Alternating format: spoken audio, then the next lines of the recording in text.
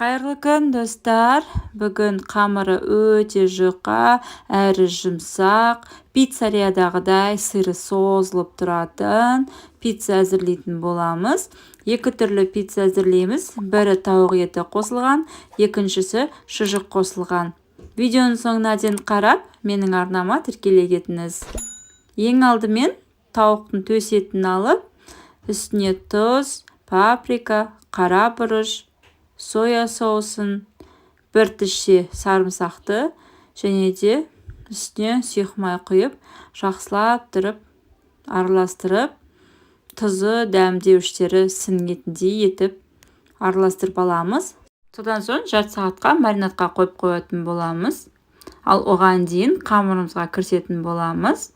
Осылай ұнымызды алып, жылы суға тұз салып, жақсылап араластырып алатын боламыз. Суымызды қамырымызға құйып, үстіне аштығымызды салып, және де зәйтүн майын құямыз.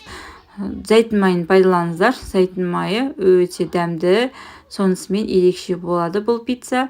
Жақсылап қамырымызды елеп, 1 сағатқа қойып қоятын боламыз. Дайын болған тауық етімізді осылай тапада екі жағынан қуырып алатын боламыз. Міне біздің етіміз пісті. Піскеннен кейін әбден суығанша тоңазытқышқа қойып қоямыз. Енді пиццаға керек соусын әзірлейтін боламыз. Екі қызанағымызды алып, осылай 4 бұрышты етіп, ортасын кесіп аламыз. Үстіне ыстық қайнаған суымызды құйып, бетін жауып, 15 минутқа қоя тұрамыз. Оған дейін заттарымызды турай бастаймыз. Мен шұжығымды және де суыған тауықтың төс етін турап алдым. Турап барлығын дайындап алдым. Содан кейін қызанақтарымызды алып, қабығын ашитын боламыз. Ыстық суда тұрғандықтан қабығы өте тез алынатын болады. Осылай ыдысымызға салып, блендердің көмегімен біркелкі масса болғанша жақсылап тұрып езіп алатын боламыз. Міне біздің соусымыз осындай езіліп, біркелкі болып шықты. Содан соң бір ыдысымызға 2 тіше сарымсағымызды осылай үккіштен өткізіп дайындап алатын боламыз. Содан соң бізге приправа керек, осында орегано приправасы керек. Және де паприка керек. Мен осылай весовой түрін алдым.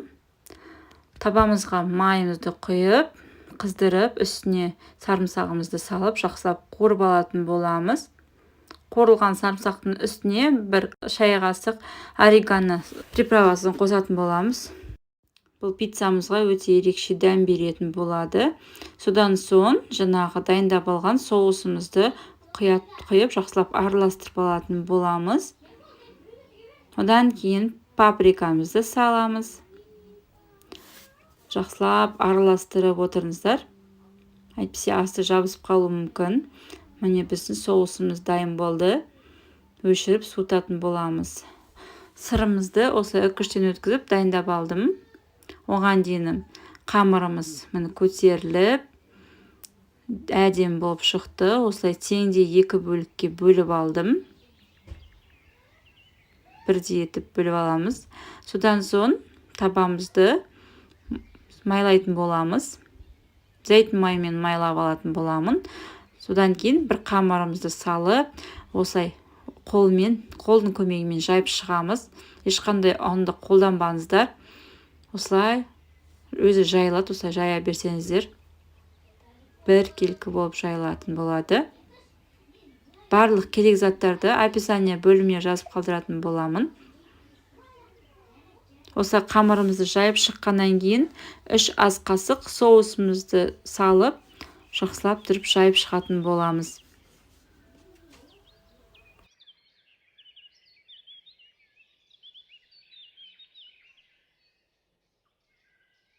Соусымызды жағып шыққаннан кейін үстіне сырымызды жайып шығатын боламыз. Сырымызды жайып біткеннен кейін туралған тауықтың төс етін осылай жайғастырып шығатын боламыз. Енді қызып тұрған пеште, максималды температурасында тұрған пеште 7-8 минут пісіріп алатын боламыз. Міне біздің пиццамыз пісіп шықты. Өте жұмсақ, қамыры өте жұқа болып шыққан, сыры созылып тұрады. Моцарелла сырын қолданыңыздар. Ол болмаса, сметанковый сырды қолдансаңыздар болады.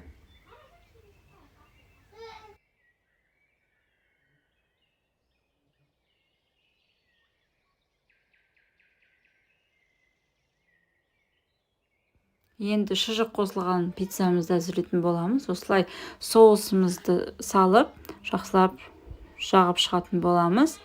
Оның үстіне де сырымызды сеуіп, содан кейін шұжықтарымызды орналастыратын боламыз.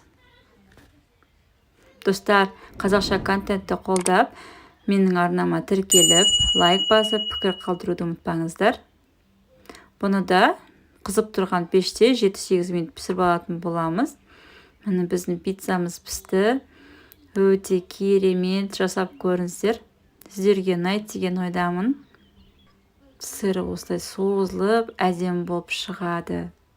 Міндетті түрде жасап көріңіздер. Үйдегілеріңізге ұнайды деген ойдамын. Видеоның соңына дейін қарағандарыңызға рахмет. Сіздермен болған мен Айдана.